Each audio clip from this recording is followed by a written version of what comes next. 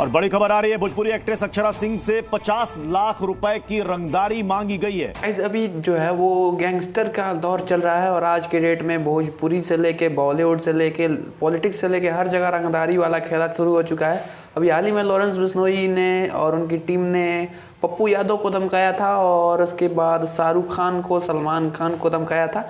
लेकिन ये सिलसिला जो है वो भोजपुरी तक पहुंच चुका है। जी हाँ दोस्तों, आपको बता दें कि भोजपुरी एक्ट्रेस अक्षरा सिंह से 50 लाख रुपए की डिमांड की गई है और ये डिमांड रंगदारी के तहत की गई है। ये खबर और ये केस जो है वो बहुत ही तेज़ी से फैल रहा है। आपको बता दें कि पूरे नेशनल मीडिया पे आज इसकी चर्चा है और यहाँ पे अक्षरा सिंह ने इसको लेके पुलिस स्टेशन में रिपोर्ट भी लिखाया है। और आपको बता दें कि इसमें उन्होंने कहा है कि 11 तारीख को करीब 11, साढ़े 11, 12 बजे के करीब में मुझे 2 अननोन नंबर से यानी कि अनजान नंबर से कॉल आता है और 2 दिन का मोहलत दिया गया है। अगर 50 लाख रुपए नहीं दिए गए तो मुझे मार देंगे, ऐसा उनका कहना है।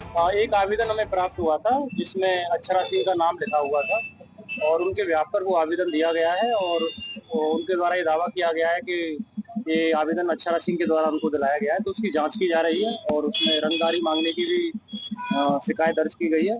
तो हम इसकी जांच कर रहे हैं और जांच के उपरांत जो भी तथ्य सामने आएंगे उसके आधार पर हम एक्शन लेंगे। वैसे आपको क्या लगता है कि क्या लॉरेंस बिश्नोई गैंग यहाँ पे भी डिमांड कर रही है या फिर किसी दूसरे का हाथ है यहाँ पे? कमेंट में अपनी राय जरूर बताना।